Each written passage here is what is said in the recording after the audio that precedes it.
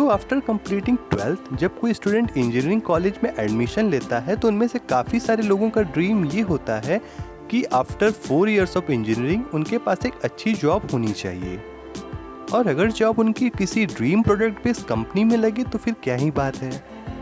But main problem यहाँ start होती है कि बहुत सारे इंजीनियरिंग इंस्टीट्यूट्स इंडिया में ऐसे हैं जहाँ पे बहुत कम कंपनीज प्लेसमेंट के लिए आती हैं, और कुछ तो ऐसे भी हैं जहाँ पे कोई कंपनी प्लेसमेंट के लिए नहीं आती। So irrespective of how much talented you are, अगर आपके कॉलेज में कोई कंपनी आती ही नहीं तो फिर आप कोई जॉब पा ही नहीं सकते। और बहुत सारे स्टूडेंट ऐसे होते हैं जो कि एकेडमिक्स में तो काफ़ी अच्छे होते हैं, but due to some reasons वो इंटरव्यू में अच्छा परफॉर्म नहीं कर पाते, एंड बिकॉज ऑफ दैट जो उनका एक ड्रीम होता है कि किसी एक अच्छी कंपनी में जॉब पाने का, वो पूरा नहीं हो पाता। सो ऐसे स्टूडेंट्स के लिए जो सबसे बेस्ट प्लेटफॉर्म है वो है ऑनलाइन असेसमेंट टेस्ट प्लेटफॉर्म्स। सो क्या होते हैं ऑनलाइन असेसमेंट टेस्ट प्लेटफॉर्म्स और आप कैसे एक अच्छी जॉब सिक्योर कर सकते हैं इन प्लेटफॉर्म्स के थ्रू, डिटेल में बात करूंगा इस टॉपिक पे इस वीडियो में। सो वीडियो को पूरा एंड तक देखें, और अगर आपने चैनल को अभी तक सब्सक्राइब नहीं किया है तो चैनल को सब्सक्राइब जरूर कर लें। So basically online assessment test के बहुत सारे प्लेटफॉर्म्स हैं इंडिया में। अगर आप इंटरनेट पे सर्च करोगे तो आपको बहुत सारे प्लेटफॉर्म मिल जाएंगे, बट मैं इस वीडियो में डिटेल में बात करूंगा 3 प्लेटफॉर्म्स के बारे में जो कि काफ़ी फेमस हैं। उसके अलावा मैं कुछ और नाम भी आपको बता दूंगा, साथ ही आप इंटरनेट पे भी सर्च कर सकते हो प्लेटफॉर्म्स के बारे में। तो सबसे पहले ये डिस्कस कर लेते हैं कि ये प्लेटफॉर्म काम कैसे करते हैं। So online assessment test platforms को एक मीडियम की तरह समझो जहाँ पे आप कुछ पैसे पे करते हो, एंड आफ्टर दैट आप एक एग्ज़ाम उस प्लेटफॉर्म पे दे सकते हो। नाउ यहाँ पे इम्पॉर्टेंट बात ये है कि आपको अपने सब्जेक्ट के अकॉर्डिंग ही एग्ज़ाम देना होता है। लाइक अगर आप CS से इंजीनियरिंग कर रहे हो तो आप CS के ही सब्जेक्ट का एग्ज़ाम दोगे। उसके अलावा कुछ मैंडेटरी सब्जेक्ट होते हैं जिनके एग्ज़ाम हर एक स्टूडेंट को देने होते हैं इर्रिस्पेक्टिव ऑफ योर ब्रांच। 3 घंटे का एक एग्ज़ाम होता है, और एग्ज़ाम के बाद आपको एक डिटेल रिपोर्ट दी जाती है जिसमें ये मेंशन होता है कि आपको किस सब्जेक्ट में कितने % मार्क्स मिले हैं। साथ ही साथ आपकी परसेंटाइल भी मेंशन की जाती है कि उस सब्जेक्ट में आप कितने परसेंटाइल पे हो, यानी कि आप अदर स्टूडेंट के कंपैरिजन में कहाँ स्टैंड करते हो उस पर्टिकुलर सब्जेक्ट में। इन ऑनलाइन असेसमेंट टेस्ट प्लेटफॉर्म्स का अलग अलग कंपनीज़ के साथ टाई-अप्स होता है, सो आपके स्कोर को अलग अलग कंपनीज़ के साथ डिस्ट्रीब्यूट करते हैं। अब एग्जाम्पल के लिए समझ लो आपने एक इलेक्ट्रॉनिक्स का एग्ज़ाम दिया है, और कोई कंपनी जो कि इलेक्ट्रॉनिक्स की एक कंपनी है उसको एक रिक्रूटमेंट चाहिए, तो आपके कोर इलेक्ट्रॉनिक्स के स्कोर को जज करेगी, एंड बेस्ड ऑन दैट अगर उसको लगता है कि आपका स्कोर ठीक ठाक है तो आपको इंटरव्यू के लिए कॉल आती है। So this is how entire process run. आपको पैसे देने हैं, फिर आपको टेस्ट देने हैं, और आप जितना अच्छा स्कोर करोगे उतने ही आपकी जॉब की अपॉर्चुनिटीज़ ज़्यादा आएंगी आपके पास।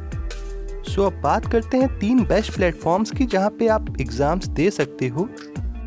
तो सबसे पहले बात करते हैं कोक्यूब्स प्लेटफॉर्म की। Cocubes was founded by IIT B graduates.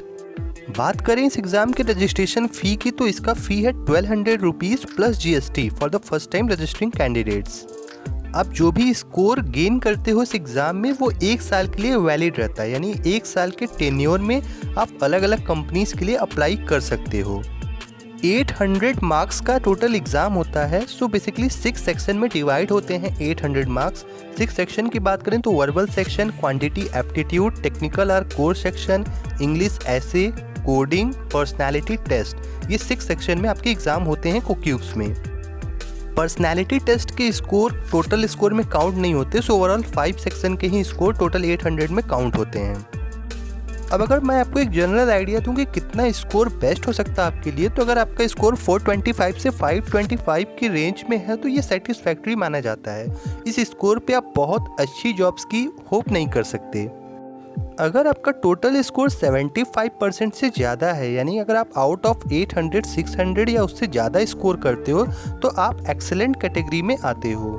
So based on this score आप अलग अलग जॉब्स के लिए अप्लाई कर सकते हो, और चांसेस होते हैं कि आपको जॉब्स मिल भी जाएंगी। लेकिन यहाँ पे एक बात ध्यान रखने वाली ये भी है कि आपके इंडिविजुअल सेक्शन में क्या स्कोर है वो चीज़ भी मैटर करती है। बात करते हैं second online assessment test exam के बारे में, जिसका नाम है aspiring minds computer adaptive test, यानी कि MCAT, जो कि ऑर्गेनाइज कराता है एस्पायरिंग माइंड्स।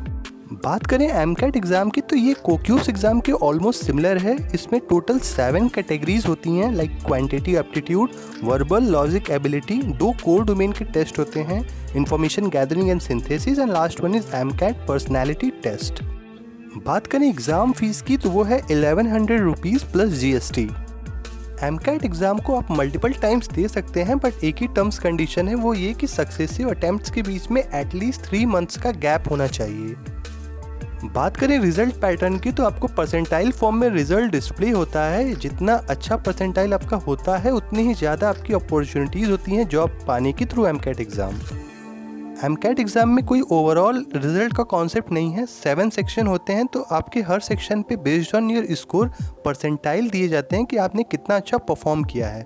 काफ़ी सारे लोगों का क्वेश्चन ये भी होता है कि अगर आपके 6 सेक्शन में परसेंटाइल अच्छे आते हैं या 1 या 2 सेक्शन में परसेंटाइल अच्छे नहीं आ पाते, तो क्या आप पर्टिकुलर उन सेक्शंस के लिए एग्ज़ाम को रिपीट कर सकते हैं?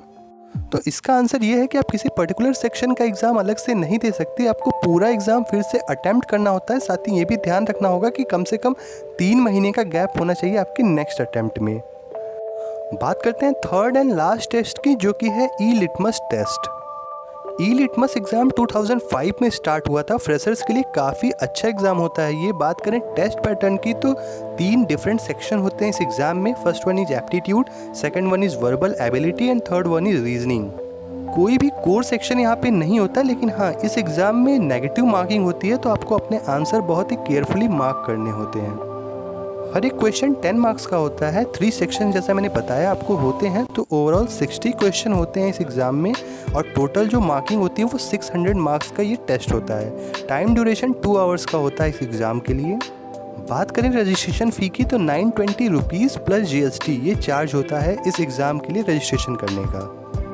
बात करें स्कोर डिस्ट्रीब्यूशन की तो लाइक अदर एग्जाम्स ई-लिटमस भी आपको परसेंटाइल बेस्ड पे रैंक डिस्ट्रीब्यूट करता है। जितनी अच्छी आपकी परफॉर्मेंस होती है किसी पर्टिकुलर सेक्शन में, उतना ही अच्छा आपका परसेंटाइल होता है। तो ये 3 थे काफ़ी पॉपुलर असेसमेंट टेस्ट जो कि काफ़ी सारे फ्रेशर्स के द्वारा यूज किए जाते हैं। इसके अलावा भी अगर आप इंटरनेट पे सर्च करोगे तो आपको बहुत सारे अलग असेसमेंट टेस्ट मिल जाते हैं, like Mettl employability test, CEAT, NEC tech. तो आप इंटरनेट पे और भी सर्च कर सकते हो ऑप्शंस। सो आई होप कि इस वीडियो के थ्रू आपको काफ़ी अच्छी इन्फॉर्मेशन मिली होगी। अगर वीडियो आपको पसंद आई तो वीडियो को लाइक करें, अपने फ्रेंड्स के साथ शेयर करें, और अगर चैनल को अब तक सब्सक्राइब नहीं किया है तो चैनल को सब्सक्राइब ज़रूर कर लें।